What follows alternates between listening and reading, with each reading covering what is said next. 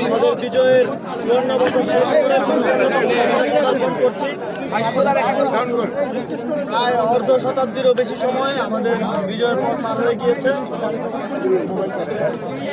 আজ 9 ডিসেম্বর বাংলাদেশের মানুষের জন্য অত্যন্ত আনন্দের একটি দিন এবং বিজয় উদযাপনের দিন।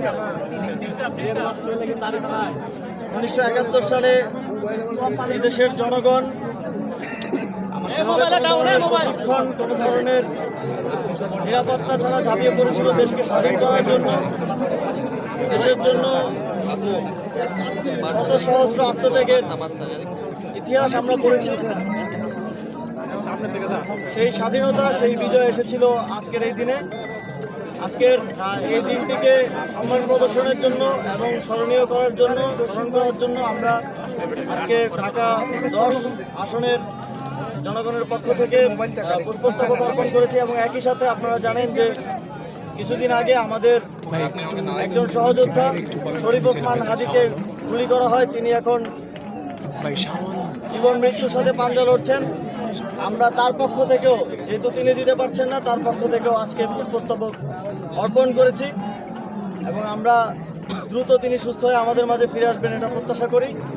এবং আমরা এটাও প্রত্যাশা করি আগামীতে কোনো বিজয় দিবস আমাদেরকে এরকম সহযোদ্ধার কষ্ট নিয়ে পালন করতে হবে না। পরাজিত শক্তি বাংলাদেশকে অস্থিতিশীল করার জন্য, দেশের ভিতরে ছড়ানোর জন্য এবং যেই ফ্যাসিবাদ বিরোধী আন্দোলনের যত রাজনৈতিক দল আছে তাদের মধ্যে বিভাজন তৈরি করার জন্য এই ধরনের গুপ্ত হত্যা চালাচ্ছে এবং আরও অনেককে গুপ্ত হত্যার হুমকি দিচ্ছে। আমরা জানি এই ধরনের গুপ্ত হত্যা কারা করে। আমরা ঠিক আজ থেকে 2 দিন আগে বুদ্ধিজীবী দিবস ছিল, শহীদ বুদ্ধিজীবী দিবস। আপনারা জানেন যে পরাজিত হবার আগে পাকিস্তানি হানাদার বাহিনী এভাবে আমাদেরকে মেধাহীন করার ষড়যন্ত্র করেছিল। ঠিক একইভাবে পরাজিত হবার পরে ফ্যাসিস্ট নিষিদ্ধ আওয়ামী লীগও আমাদেরকে নেতৃত্বহীন করার জন্য এ ধরনের একটি ন্যাক্কারজনক ঘটনা ঘটিয়েছে। তবে বাংলাদেশের মানুষ ঐক্যবদ্ধ আছে। এই ঐক্যের মাধ্যমেই আমরা মনে করি বাংলাদেশের মুক্তি সম্ভব এবং সামনের দিনে এই ধরনের কোনো ফ্যাসিবাদী শক্তি আমাদেরকে কোনো ধরনের ভয় দেখাতে পারবে না। ভাই, আপনি তো এখন সরকার থেকে বাইরে, মানে স্বরাষ্ট্র মন্ত্রণালয়ে নানান ব্যাপারে কথা উঠছে আর কি, এই ধরনের ঝামেলাগুলো হওয়ার পর আপনার কাছে কি মনে হয়?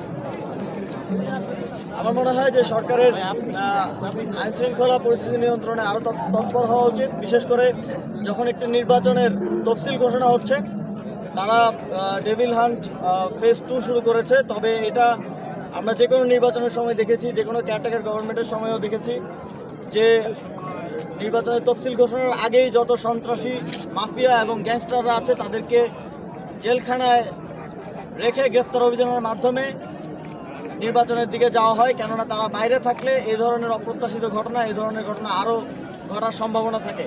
এক্ষেত্রে আমাদের সরকারের প্রতি আহ্বান থাকবে যে ডেভিল হান্ট ফেজ 2 তারা শুরু করেছেন, তারা যেসব সন্ত্রাসীদের ক্রিমিনাল রেকর্ড আছে তাদের রেকর্ড দেখে এবং যারা চিহ্নিত মাফিয়া এবং গ্যাংস্টার আছে তাদেরকে জেলের ভিতরে ভরে তারপরে নির্বাচনের দিকে যাক, তাহলে একটি সুষ্ঠু নির্বাচন সম্ভব।